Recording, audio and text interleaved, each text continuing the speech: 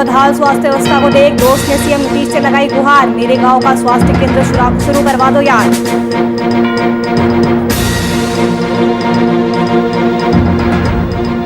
आरा में पार्षद की शराब पार्टी में पुलिस ने की छापेमारी में 7 पार्षद समेत 18 की हुई गिरफ्तारी, मौके से शराब के कई राइफल भी बरामद। झारखंड में यास तूफान ने दी दस्तक, पिछले 30 घंटों से लगातार हो रही बारिश, दुर्वा क्षेत्र में दीवार गिरने से पिता पुत्र की मौत।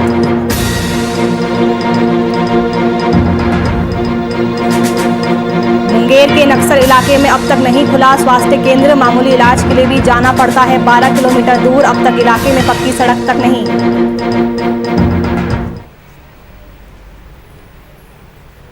नमस्कार, वीआईपी न्यूज देख रहे हैं आप, मैं आपके साथ नुपुर सक्सेना। चलिए बुलेटिन की शुरुआत करते हैं इस वक्त की बड़ी खबर के साथ।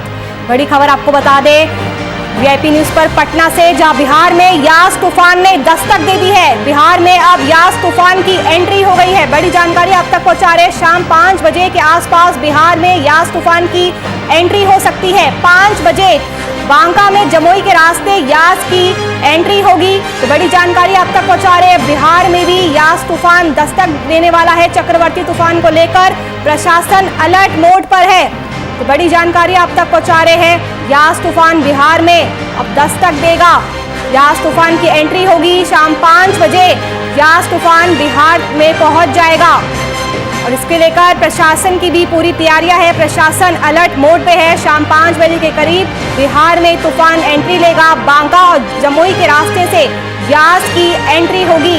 बड़ी जानकारी आप तक पहुंचा रहे, चक्रवर्ती तूफान को लेकर प्रशासन की भी तैयारियां पूरी है, प्रशासन अलर्ट मोड पर है। तो आपको बता दें बिहार में भी यास तूफान की एंट्री हो गई है। इससे पहले झारखंड में भी तूफान ने काफ़ी तबाही मचाई और इसके बाद अब बिहार में भी यास तूफान की एंट्री होगी। शाम 5 बजे के करीब बिहार में तूफान प्रवेश करेगा, बांका और जमुई के रास्ते यास की बिहार में एंट्री होगी।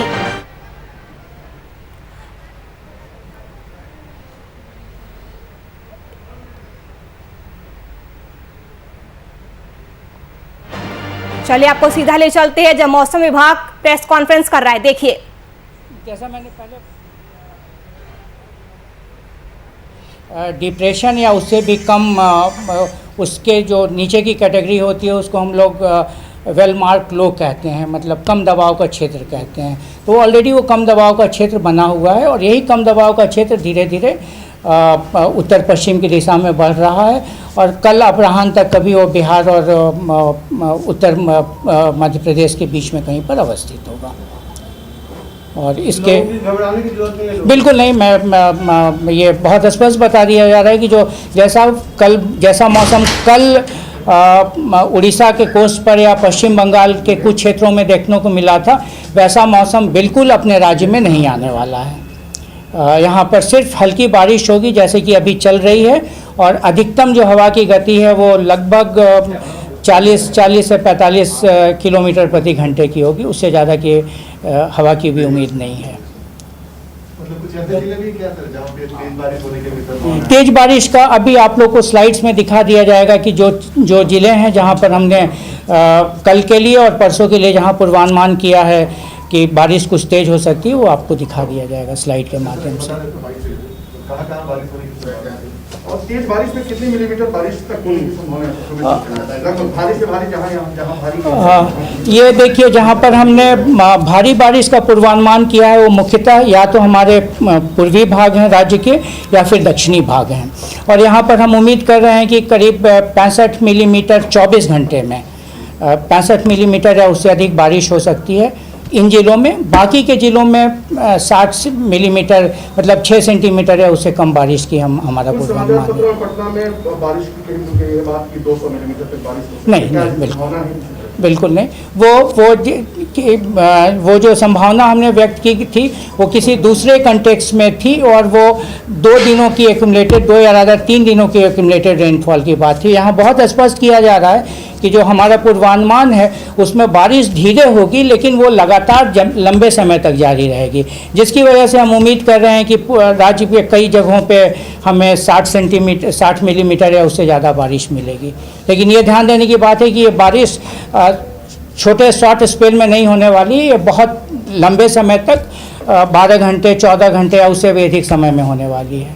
वज्रपात की कितनी आशंका है? वज्रपात की आशंका चूंकि जो इस अभी कमज़ोर पड़ने के बाद जो बादल इसके साथ हैं वो मुख्यतः सारे के सारे बादल हमारे निचले या मध्यम स्तर के बादल हैं। सिर्फ हमारे राज्य के पूर्वी जो क्षेत्र हैं उसमें कुछ जगहों पे कन्वेक्टिव क्लाउड या जो बड़ी ऊंचाई वाले क्लाउड हैं वो हैं।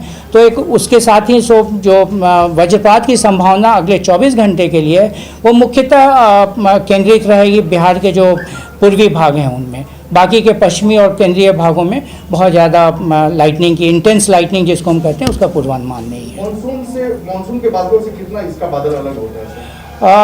मानसून के बादलों का कुछ फीचर्स इससे मिलता जुलता रहता है, बिकॉज ये इस साइक्लोन का एक जो पॉजिटिव या सकारात्मक प्रभाव ये रहा है कि इसकी वजह से जो मानसून की करंट है जो हमारा वो देश में थोड़ी और आगे बढ़ गई है। और आज की स्थिति ये है कि पूरा हमारा अंडमान निकोबार का जो क्षेत्र है वो पूरी तरह से इससे कवर हो गया है। बिहार या केरल तक या बिहार में क्या मानसून?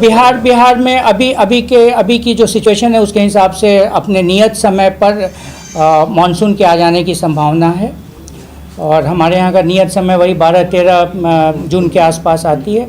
तो हम उम्मीद कर रहे हैं, हमारा अभी का आकलन यही है कि उस समय अपने सही समय नियत समय पर मानसून भी राज्य में आ जाएगा।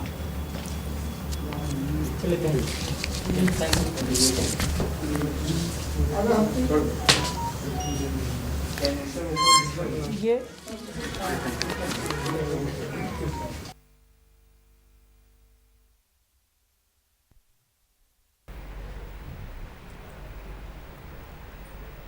तो ये आप सुन रहे थे मौसम विभाग की प्रेस कॉन्फ्रेंस को। वो अभी यास को लेकर जानकारी दे रहे थे और उन्होंने ये बताया कि बिहार में ज़्यादा घबराने की बात नहीं है क्योंकि हल्की बारिश होगी, लेकिन उड़ीसा और बंगाल में जिस तरह का मंजर देखने को मिला था वहाँ ऐसा नहीं देखने को मिलेगा और मानसून अपने निर्धारित समय पर ही आएगा।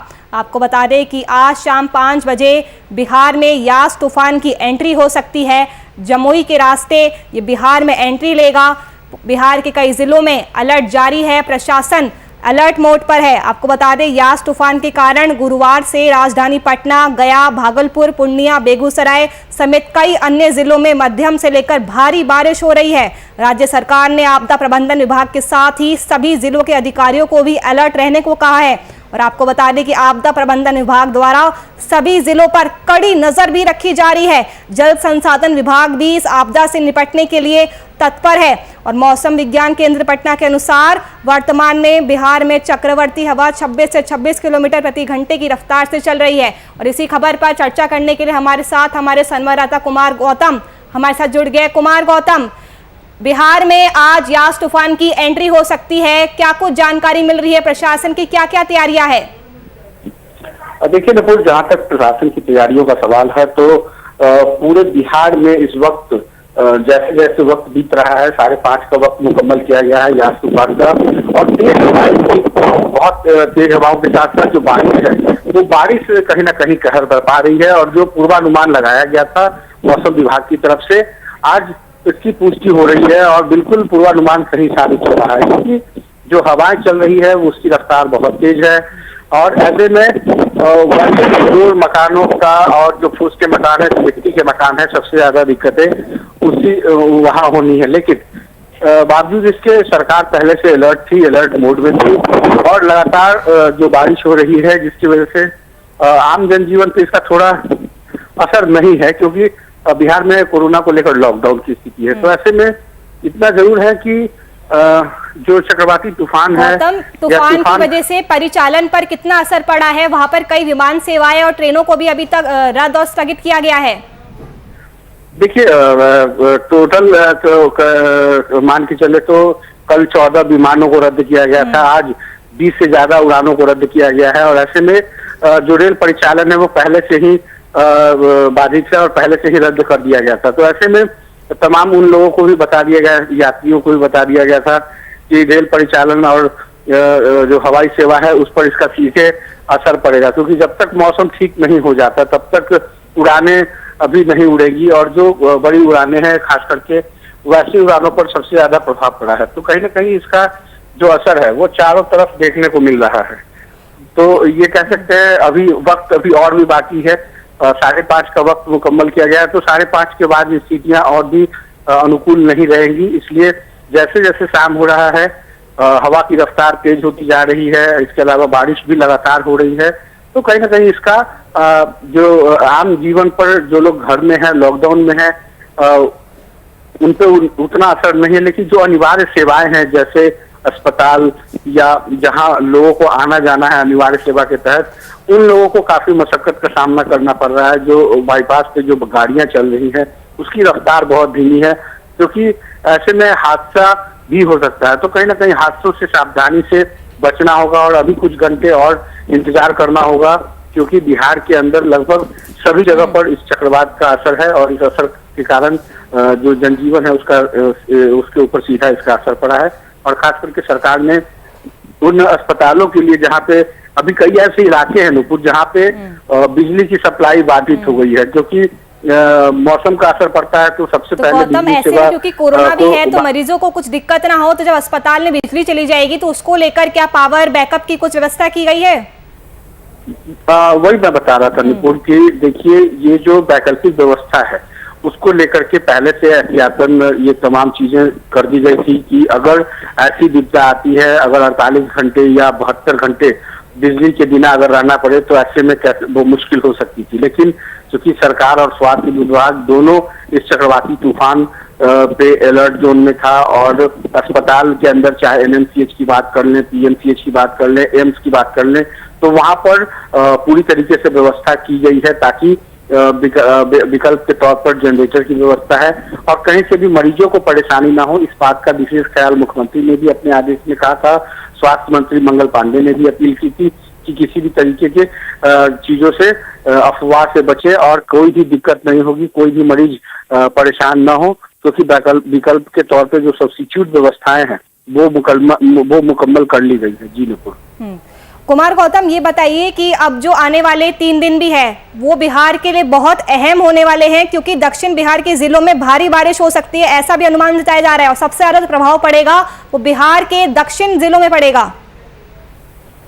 बिल्कुल, देखिए जिस तरह से उड़ीसा से शुरुआत हुई, बंगाल के रास्ते, झारखंड के रास्ते सीधे जब बिहार और खास करके बिहार का जो दक्षिण क्षेत्र है, दक्षिण साउथ बिहार जिसको बोलते हैं, तो उन इलाकों में सबसे ज्यादा ये असर देखने को मिल रहा है। इसके अलावा भी जो रफ्तार है हवाओं की और जो रफ्तार बारिश की है वो एक कहर बरपा रही है, क्योंकि पिछले 48 घंटे से आप देखिए लगातार बारिश हो रही है रुक रुक करके। तो ऐसे में ये एक तरीके का एक साइलेंट वेव कह सकते हैं जो आपको निरंतर लगातार बह रहा है और हवाओं के जरिए बारिश के जरिए जो विपत्ति है, जो आपदा की घड़ी है, ये इससे जूझना होगा। और आने वाले जो 48 घंटे हैं ये बहुत महत्वपूर्ण होंगे, क्योंकि अभी जो मौसम है वो पूरी तरीके से एजिटिव जिसको बोलते हैं जस का तस, और उसके हवाओं में भी और तेजी है, बारिश लगातार तेज होता जा रहा है। तो कह सकते हैं मौसम विभाग ने भी साफ तौर पे कहा है कि आने वाले 2 दिन बहुत पैनिक हो सकते हैं, इसलिए सावधानी बरते, वज्रपात की ज्यादा घटना हो सकती है। ऐसे में दक्षिण बिहार के तमाम इलाकों को भी अलर्ट जोन में रखा गया है और ये कहा गया है कि इस विपत्ति की घड़ी यदि जरूरत ना हो तो बिल्कुल भी घरों से बाहर न निकले, क्योंकि घर से बाहर निकलने पर नुकसान हो सकता है, क्योंकि एक तरफ जहाँ तेज हवाएं हैं, जहाँ पेड़ गिर सकते हैं, पौधे गिर सकते हैं, इसके अलावा जो बिजली की सप्लाई है वो बाधित हो सकती है। इसलिए आप घरों में रहें, सुरक्षित रहें और वज्रपात के दौरान खास करके किसानों को ये कहा गया है कि आप खेतों में बिल्कुल भी न जाएं, क्योंकि जो वज्रपात के कारण, वज्रपात से पहले जो बादल हैं वो उसके अंदर एक तरीके की संवहन की जो क्रिया होती है, उस संवहन से जो बिजली अगर वज्रपात होती है या ठनका गिरता है तो उससे सीधे नुकसान हो सकता है। इसलिए जान माल की क्षति ना हो, इसके लिए एहतियात के तौर पे ये कहा गया है कि अभी 2 दिनों तक मौसम बिल्कुल ऐसा ही रहेगा और हवाएं बिल्कुल तेज है और 5:30 तक उम्मीद है कि इसकी रफ्तार और भी तेज होगी। तो कहीं ना कहीं मुश्किल की घड़ी है, सावधानी बरतनी होगी। गौतम, आपका बहुत बहुत धन्यवाद हम तक तमाम जानकारी पहुंचाने के लिए।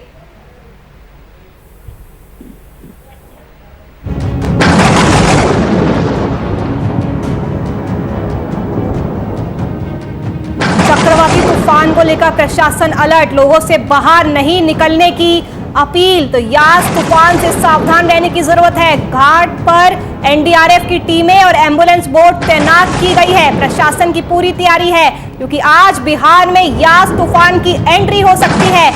शाम के 5 बजे के करीब बिहार में यास तूफान दस्तक दे सकता है। इसको लेकर बिहार प्रशासन अलर्ट पर है। बांका और जमुई के रास्ते यास की बिहार में एंट्री होगी। चलिए बढ़ते हैं आगे। यास तूफान का असर बिहार के कोसी सीमांचल के जिलों में दिखना शुरू हो चुका है। बात अगर करें पूर्णिया की तो तेज हवाओं के साथ साथ मूसलाधार बारिश हो रही है। इस तूफान का असर आम और लीची पर गंभीर रूप से देखने को मिल रहा है। जिला प्रशासन की ओर से तूफान को देखते हुए तमाम तैयारियां की गई है। पूर्णिया के डीएम राहुल कुमार ने जिले के आम जनता से घरों में रहने की अपील की है।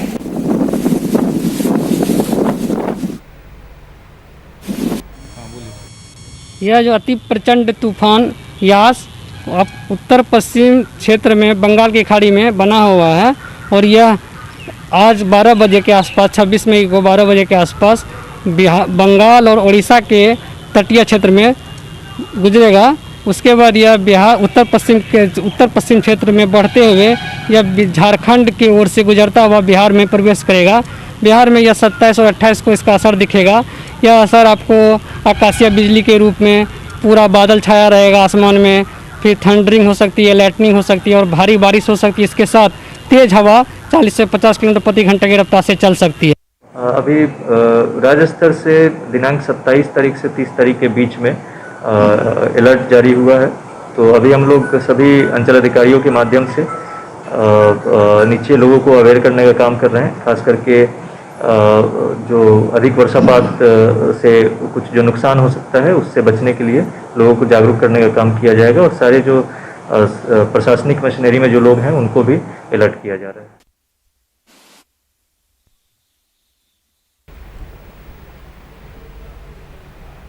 कोरोना वायरस के प्रकोप के साथ साथ ब्लैक फंगस भी अपना कहर बरपा रहा है। ब्लैक फंगस को लेकर रोहतास में स्वास्थ्य विभाग पूरी तरह से अलर्ट है। हालांकि जिले में अब तक ब्लैक फंगस पर कोई भी नोटिफाइड मरीज नहीं मिला है। बावजूद इसके एहतियात बरतते हुए ब्लैक फंगस से जुड़े तमाम तरह की दवाइयां अस्पतालों में मुहैया करा दी गई है। नेत्र रोग विशेषज्ञ और सदर अस्पताल के चिकित्सक डॉक्टर के.एन. तिवारी मीडिया से बातचीत करते हुए फंगस के कारणों और संभव इलाज की उन्होंने चर्चा की। स्टेरॉइड जो बॉडी इम्यूनिटी को कम कर फंगस ऐसा तो नहीं, तो फंगस बहुत पहले से है। मैंने जब हम लोग स्टूडेंट थे तभी से पढ़े हैं। ब्लैक कैंडिडा अल्बिकेंस ब्लैक फंगस है और एस्पेरिजुलोसस को वाइट फंगस कहते हैं। कान में तो बहुत कॉमन इन्फेक्शन है जिसको ओटोमाइकोसिस कहते हैं। म्यूकर माइकोसिस हो रहा है जिसकी बॉडी इम्यूनिटी बहुत कम हो जा रही है, जिसको हैवी डोज में स्टेरॉइड चला या जिसको जो ऑक्सीजन पे 20 दिन तक रह गया। ब्लैक फंगस का जो अभी केसेस जो पड़ रहे हैं वो हालांकि हमारे ज़िला में अभी तक कोई ब्लैक फंगस का ये नोटिफाई नहीं हुआ है। हमारे ज़िला में अभी तक हमको कोई नोटिफिकेशन नहीं मिला है कि कहीं भी ब्लैक फंगस का केस मिला हो। लेकिन ब्लैक फंगस जो है मोस्ट प्रोबेबली वो जो हमारा दवाई चलता है खासकर कोरोना में, जो हमारा ये को कम करता है इम्यूनिटी को, उसके कारण जो है फंगस का ग्रोथ होता है। बिहार में स्वास्थ्य व्यवस्था की बदहाली के रोजाना नए नए किस्से आए दिन सुनने को मिल रहे हैं। बदहाल स्वास्थ्य व्यवस्था का ताजा नजारा मुंगेर के नक्सल प्रभावित इलाके भीम बांध से सामने आया है। इस गांव के लोगों को मामूली से इलाज के लिए भी 12 किलोमीटर दूर लक्ष्मीपुर जाना पड़ता है। गांव में बदहाली का मंजर इस कदर व्याप्त है कि आज तक यहां पक्की सड़क का निर्माण नहीं हो सका है। आपको बता दें कि पूर्व के दिनों में इस इलाके का दौरा मुख्यमंत्री नीतीश कुमार और उप मुख्यमंत्री सुशील कुमार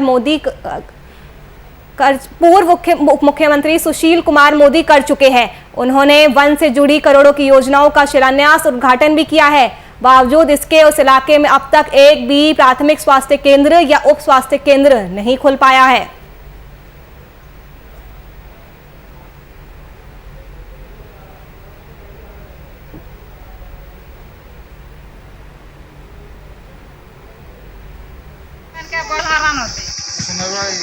सरकार जो ये दावा कर रही है कि हमारी चिकित्सा व्यवस्था बहुत मजबूत है, आप इस क्षेत्र में आने के बाद देखेंगे कि यहाँ की क्या चिकित्सा व्यवस्था है।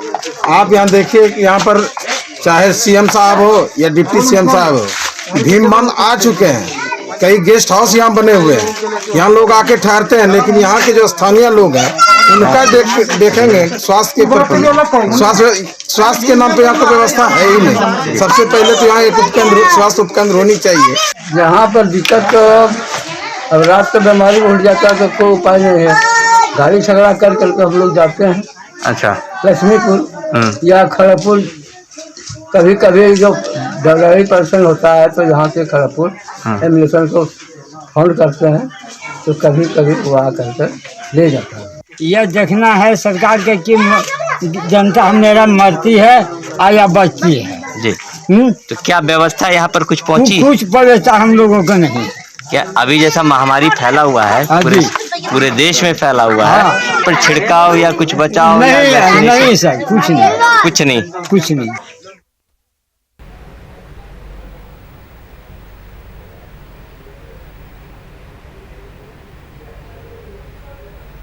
भागलपुर के विधायक अजीत शर्मा संक्रमण काल में लगातार अपने इलाके का दौरा कर हालातों का जायजा ले रहे हैं। निरीक्षण की इसी कड़ी में विधायक ने अपनी पत्नी के साथ वार्ड नंबर 35 का जायजा लिया, जहां उन्होंने जरूरतमंद लोगों के बीच राशन और जरूरत के सामान बांटे।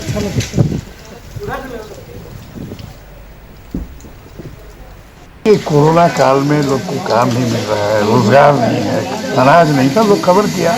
और दूसरा कि ये जो तूफान आया है इसमें भी जो अलर्ट हो गया 27, 28, 29 को बिहार में, उससे भी कोई काम करने को नहीं मिलेगा। तो हम लोगों ने निर्णय लिया कुछ अनाज गरीबों के बीच बांटा जाए।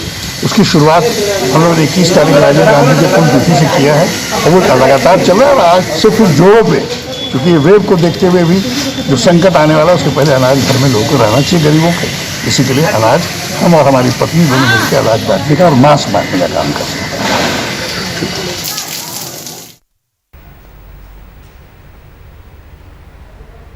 चलिए फिलहाल के लिए इस बुलेटिन में मेरे साथ इतना ही। देश और दुनिया की तमाम खबरों के लिए आप देखते रहिए VIP न्यूज़। नमस्कार।